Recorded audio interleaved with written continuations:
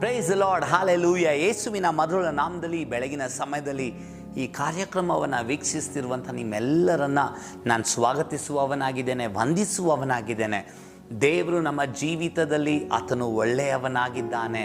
ಎಷ್ಟು ಜನ ನಂಬುವವರಿದ್ದೀರಾ ಆತನು ಒಳ್ಳೆಯವನು ಎಂಬುದಾಗಿ? ಈ ಬೆಳಗಿನ ಸಮಯದಲ್ಲಿ ದೇವರ ವಾಕ್ಯ ಧ್ಯಾನಕ್ಕಾಗಿ ತೆಗೆದುಕೊಂಡ ದೇವರ ವಾಕ್ಯದ ಭಾಗ ಯೆರೆಮೀಯನ ಪುಸ್ತಕ 29ನೇ ಅಧ್ಯಾಯದಲ್ಲಿ 11ನೇ ವಾಕ್ಯ ಈ ರೀತಿಯಾಗಿ ಬರೆಯಲ್ಪಟ್ಟಿದೆ. ಇವರಿಗೆ ಗತಿಯಾಗಲಿ, ನಿರೀಕ್ಷೆ ಇರಲಿ ಎಂದು ನಾನು ನಿಮ್ಮ ವಿಷಯದಲ್ಲಿ ಮಾಡಿಕೊಳ್ಳುತ್ತಿರುವ ಆಲೋಚನೆಗಳನ್ನೆಲ್ಲೂ ನಾನೇ ಬಲ್ಲೆನು. ಅವು ಅಹಿತವಾದ ಆಲೋಚನೆಗಳಲ್ಲ, ಹಿತವಾದ ಯೋಚನೆಗಳೇ. Hallelujah, price lord. ಇಂಗ್ಲೀಷಲ್ಲಿ ಈ ರೀತಿಯಾಗಿ ಹೇಳ್ತದೆ ಸುಂದರವಾಗಿ, for I know the thoughts that I think towards you, says the Lord, thoughts of peace and not of evil, to give you a future and a hope. ಪ್ರಾರ್ಥನೆ ಮಾಡ್ಕೊಳ್ಳೋಣ. ಸರ್ವಶಕ್ತನಾದ ದೇವರೇ, ಈ ಬೆಳಗಿನ ಸಮಯದಲ್ಲಿ ಈ ವಾಕ್ಯದ ಮೂಲಕ ನಮ್ಮ ಸಂಗಡ ಮಾತನಾಡು. ನಿನ್ನ ವಾಕ್ಯಗಳು ನಮ್ಮ ಜೀವಿತವನ್ನು ಬದಲಾಯಿಸಲಿ, ಒಂದು ಹೊಸ ಧೈರ್ಯವನ್ನು ಕೊಡಲಿ, ಹೊಸ ಬಲವನ್ನು ಕೊಡಲಿ. ಚೈತನ್ಯಗೊಳಿಸಪ್ಪ ನಮ್ಮನ್ನು. ನೀನು ನಮ್ಮೊಟ್ಟಿಗೆ ಮಾತನಾಡು. ಯೇಸುವಿನ ನಾಮದಲ್ಲಿ ಪ್ರಾರ್ಥಿಸಿಬೇಡಿ ಎಂದಿದ್ದೇವೆ ತಂದೆಯೇ, ಆಮೇನ್. ಹಲ್ಲೆಲೂಯಾ. ಯೆರೆಮೀಯನ ಮೂಲಕ ದೇವರು ಸುಂದರವಾಗಿ ಹೇಳುವಂಥ ಮಾತುಗಳು ಏನಂದರೆ, ನಾನು ನಿನ್ನ ಬಗ್ಗೆ ಯೋಚಿಸ್ತಾ ಇದ್ದೇನೆ ಎಂಬುದಾಗಿ. ಹಲ್ಲೆಲೂಯಾ. ಅದೇ ಆ ವಾಕ್ಯದಲ್ಲಿ ಬರೆಯಲ್ಪಟ್ಟಿರೋದು. ನಾನು ನಿನ್ನ ಬಗ್ಗೆ ಯೋಚಿಸ್ತಾ ಇದ್ದೇನೆ. ಅನೇಕ ಸಮಯ ನಾವು ಹೇಳ್ತೀವಿ, ನಮ್ಮ ಬಗ್ಗೆ ಯೋಚಿಸೋರು ಯಾರೂ ಇಲ್ಲ, ನಮ್ಮ ಬಗ್ಗೆ ಯೋಚನೆ ಮಾಡೋರು ಯಾರಪ್ಪ, ನಮ್ಗೆ ಯಾರಿದ್ದಾರೆ ಅಂತ ಅನೇಕ ಸಮಯ ನೀವು ಅಂದ್ಕೊಬೋದು ಅಲ್ವಾ?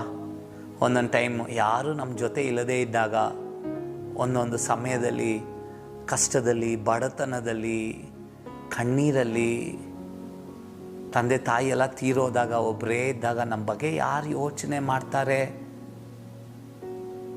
ನಮ್ಮ ಜೀವಿತ ಅಲ್ಲ ಇಷ್ಟೇ ಅಲ್ವಾ? ನಮ್ಮ ನಾಳೆ ಏನಾಗುತ್ತೋ, ನಾಳೆ ಕುರಿತು ಅಯ್ಯೋ ನನ್ನ ನಾಳೆ ಅಷ್ಟೇ ಮುಗ್ದೋಯ್ತು, ನನ್ನ ಜೀವಿತ ಅಷ್ಟೇ ಮುಕ್ತಾಯವಾಯಿತು ಅಂತ ಯೋಚಿಸ್ತೀವಲ್ವಾ? ನಿಮ್ಮನ್ನು ನೋಡಿ ದೇವ್ರು ಏನು ಹೇಳ್ತಾರೆ ಗೊತ್ತಾ? ನಾನು ನಿಮ್ಮ ಬಗ್ಗೆ ಯೋಚಿಸ್ತಾ ಇದ್ದೇನೆ. ಅಂದು ಯೆರೆಮೀಯನ ಮೂಲಕ ಬಾಬೇಲಲ್ಲಿ ಸೆರೆಯಾಗಿದ್ದವರಿಗೆ ದೇವ್ರು ಹೇಳಿದ್ರು, ನೀನು ಸೆರೆಯಾಗಿರ್ಬೋದು, ಆದರೆ ನಾನು ನಿನ್ನ ಬಗ್ಗೆ ಯೋಚಿಸ್ತಾ ಇದ್ದೀನಿ.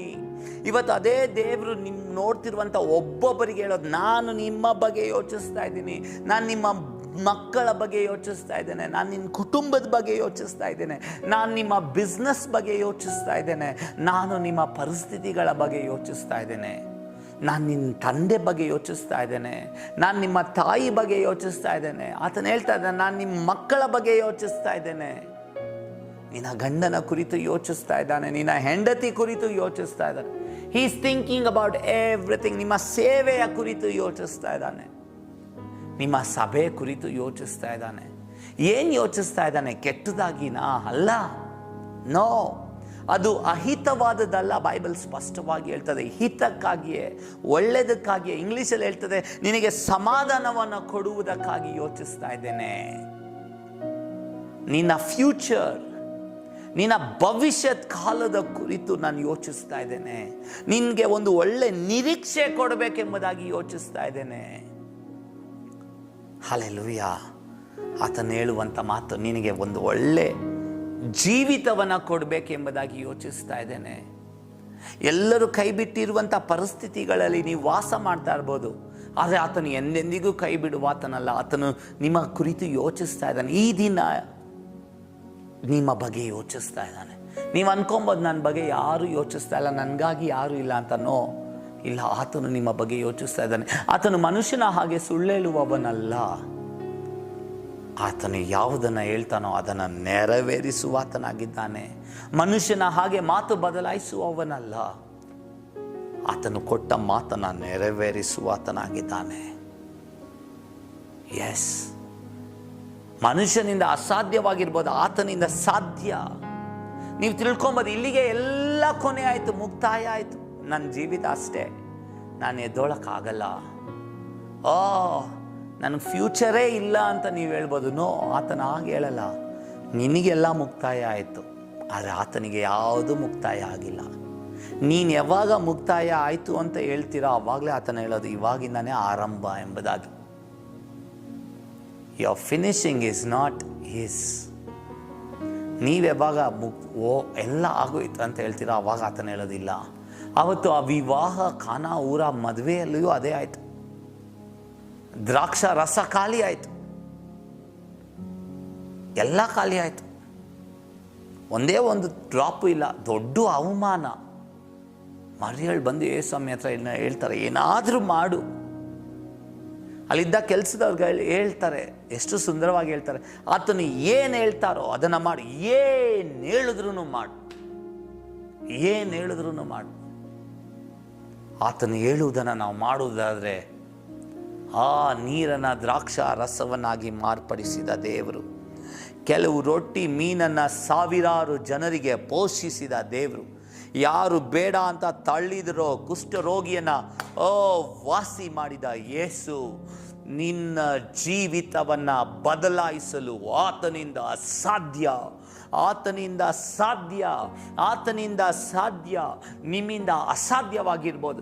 ನೀವೆಲ್ಲ ಟ್ರೈ ಮಾಡಿ ಅಷ್ಟೇ ಇದು ಮುಗ್ದೋಯ್ತು ಅಂತ ಹೇಳ್ಬೋದು, ಆದರೆ ಆತನು ಹೇಳ್ತಾನಿಲ್ಲ, ನೀನು ಟ್ರೈ ಮಾಡಿ ಮುಗಿಸ್ತೆ, ಆದರೆ ನಾನು ನಿನಗಾಗಿ ಮಾಡುವುದಕ್ಕೆ ಆರಂಭಿಸ್ತೇನೆ ಎಂಬುದಾಗಿ ಆತನು ವಾಗ್ದಾನ ಮಾಡುವ ಆತನಾಗಿದ್ದಾನೆ. ಹಲ್ಲೆಲೂಯಾ. ನಿಮಗೆ ಅಸಾಧ್ಯ, ನಿಮ್ಗೆ ಮುಗ್ದೋಯ್ತು, ಆದರೆ ಆತನಿಗಲ್ಲ. ಆತನು ಪರಿಸ್ಥಿತಿಗಳನ್ನ ಬದಲಾಯಿಸ್ತಾರೆ, ನಿಮಗೋಸ್ಕರ ತನ್ನ ಕಾರ್ಯವನ್ನು ಮಾಡುವ ಆತನಾಗಿದ್ದಾನೆ. ನಮ್ಮನ್ನು ಒಪ್ಪಿಸ್ಕೊಡೋಣ ದೇವ್ರ ಕೈಗಳಲ್ಲಿ. ಪರಿಶುದ್ಧನಾದ ದೇವರೇ, ಕರ್ತನೆ ಅಪ್ಪ, ಈ ಬೆಳಗಿನ ಸಮಯದಲ್ಲಿ ನಿನ್ನ ಪರಿಶುದ್ಧವಾದ ಸನ್ನಿಧಾನಕ್ಕೆ ಬಂದಿದ್ದೇವೆ. ರಾತ್ರಿ ಎಲ್ಲ ನಮ್ಮನ್ನು ಕಾಪಾಡಿ ನಡೆಸ್ದೆ, ಒಂದು ಹೊಸ ದಿನವನ್ನು ಕೊಟ್ಟೆ. ಅನೇಕ ಯೋಚನೆಗಳು, ಅನೇಕ ಚಿಂತೆಗಳು, ಅನೇಕ ಕ್ವೆಶ್ಚನ್ ಮಾರ್ಕ್ಗಳು, ಅನೇಕ ಪ್ರಶ್ನೆಗಳೊಟ್ಟಿಗೆ ಈ ದಿನವನ್ನು ಆರಂಭಿಸುತ್ತಿರುವಂಥ ಪ್ರತಿಯೊಬ್ಬೊಬ್ಬರಿಗೆ ಈ ಬೆಳಗಿನಲ್ಲೇ ನೀನು ಉತ್ತರ ಕೊಟ್ಟಿದ್ದಕ್ಕಾಗಿ ಸ್ತೋತ್ರ. ನೀವು ಅವರ ಬಗ್ಗೆ ಯೋಚಿಸ್ತಾ ಇರೋದಕ್ಕಾಗಿ ಸ್ತೋತ್ರ. ಒಳ್ಳೆಯದನ್ನು ಮಾಡುವಾತನಾಗಿದೆಯಾ, ನೀನು ಮಾಡಬೇಕೆಂಬುದಾಗಿ ನಾವು ಪ್ರಾರ್ಥಿಸ್ತಾ ಇದ್ದೇವೆ. ಅದನ್ನು ನಿನ್ನ ಜನರು ಅನುಭವಿಸಲಿ, ಅದನ್ನು ನಿನ್ನ ಜನರು ನೋಡಲಿ, ಅದನ್ನು ನೋಡಲಿ ಅಪ್ಪ. ಸಹಾಯ ಮಾಡು, ಅದ್ಭುತಗಳನ್ನ ಮಾಡು, ಅತಿಶಯವಾದ ಕಾರ್ಯಗಳನ್ನು ಮಾಡು. ನಿನ್ನಿಂದ ಸಾಧ್ಯ ದೇವರೇ, ನೀನು ಮಾಡಪ್ಪ. ನಿನಗೆ ಕೃತಜ್ಞತೆ ಸಲ್ಲಿಸ್ತಾ ಇದ್ದೇವೆ. ಈ ದಿನವೆಲ್ಲ ನೀನು ನಡೆಸು, ಹೋಗುವಾಗಲೂ ಬರುವಾಗಲೂ ಎಲ್ಲ ಸಮಯದಲ್ಲೂ ಕಾಪಾಡಿ ನಡೆಸು. ಯೇಸುವಿನ ನಾಮದಲ್ಲಿ ಪ್ರಾರ್ಥಿಸಿ ಬೇಡಿದ್ದೇವೆ ಜೀವವುಳ್ಳ ತಂದೆಯೇ, ಆಮೇನ್, ಆಮೇನ್. ದೇವ್ರು ನಿಮ್ಮನ್ನ ಆಶೀರ್ವದಿಸಲಿ. ನಾಳೆ ಇದೇ ಸಮಯದಲ್ಲಿ ಈ ಕಾರ್ಯಕ್ರಮದಲ್ಲಿ ನಿಮ್ಮನ್ನು ಸಂಧಿಸುವವನಾಗಿರ್ತಾನೆ. ಈ ದಿನವೆಲ್ಲ ಪರಿಶುದ್ಧ ಆತ್ಮನು ನಿಮ್ಮನ್ನು ನಡೆಸಲಿ. ಈ ವಾಕ್ಯ ನಿಮಗೇನಾದರೂ ಆಶೀರ್ವಾದವಾಗಿದ್ದರೆ ಬೇರೆಯವ್ರಿಗೆ ಕಳುಹಿಸ್ರಿ, ಪ್ರೋತ್ಸಾಹ ಮಾಡಿರಿ. ಅವರ ಜೀವಿತವನ್ನು ದೇವರು ಕಟ್ಟಲಿ. ಆಮೇನ್.